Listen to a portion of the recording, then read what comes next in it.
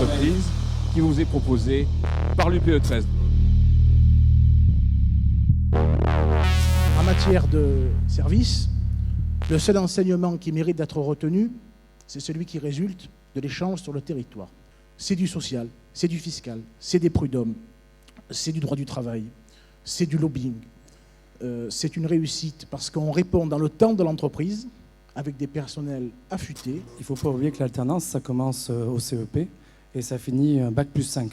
Alors on lance le portail aujourd'hui et aujourd'hui, au démarrage, il y a déjà 124 offres d'entreprises. Alors où en est-on ? Eh bien, on a donc redéposé un texte qui a été co-signé par une grande partie des fameux UMP qui étaient un peu dissidents, on va dire, qui étaient contre. Bon, parce qu'ils ont compris que ce texte-là, en fait, c'est pas faire travailler toute la France tous les dimanches, c'est pas ça. Ce qu'on défend depuis le début, c'est que le tracé des métropoles doit desservir les métropoles, là où les gens habitent, est en train de prendre force. Le collectif Mon entreprise, ma ville, c'est quand même quelque chose d'extraordinaire. On l'a fait pour peser sur les politiques, c'est-à-dire pour arriver devant les politiques avec une vision partagée par le monde du travail. Quand je dis le monde du travail, c'est bien entendu les entrepreneurs et les salariés. Et ce qu'on s'est dit, c'est tous ces événements auxquels participent beaucoup de gens, essayons de leur donner une permanence et de faire en sorte que les gens puissent être en réseau 24 heures sur 24, 7 jours sur 7. Aujourd'hui, tous les chefs d'entreprise le savent, on a besoin de rencontrer des gens, de trouver le bon interlocuteur, de s'informer, d'échanger l'expérience. Et ça, BusyBook va permettre de le faire. On a développé un certain nombre de technologies, de placement de produits, de placement d'idées, de vidéos cliquables, de monde virtuel. On est vraiment en train d'enfoncer des portes technologiques incroyables. On n'a pas de véhicule, on a d'abord créé une offre de service. L'idée, c'était de packager dans 125 pays dans le monde une offre simple et en plus à bas prix. C'est d'abord un outil de management, c'est-à-dire que c'est un moyen pédagogique de discuter avec ses collaborateurs à l'intérieur de l'entreprise, de leur faire comprendre quels sont les points clés de la réussite de l'entreprise et de pouvoir les intéresser directement à cette réussite lorsque l'entreprise progresse.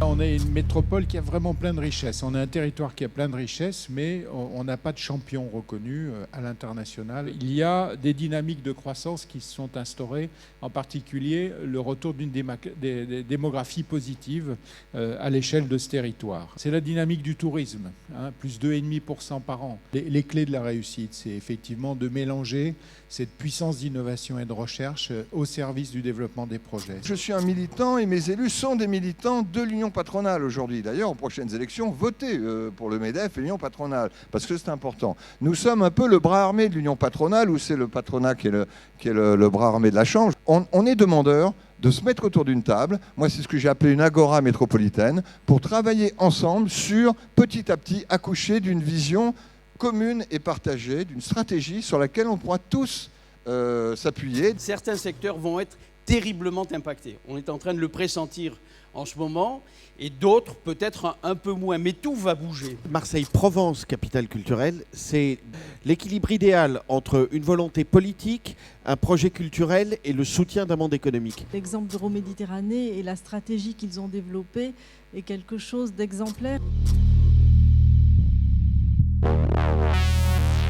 La réponse du MEDEF est simple. Il faut que nous ayons tous une PME attitude. C'est quoi la PME attitude ? Bâtir une entreprise qui crée de la valeur et être persuadé qu'il n'y a pas de limite à la recherche d'une performance, surtout si elle est partagée collectivement par l'ensemble des salariés. Être devant les autres et non derrière. Avoir un comportement moderne, acceptant de se tourner vers l'avenir sans crainte. Être ambitieux, entrepreneur, respectueux de nos valeurs. C'est la prise de risque. Nos valeurs sont quoi ? C'est la prise de risque, la responsabilité, la détermination, le courage, le sens de l'initiative, la solidarité bien sûr, la réactivité, la souplesse, l'adaptabilité, l'efficacité, la créativité, l'exemplarité et surtout pour moi le plus important, la liberté.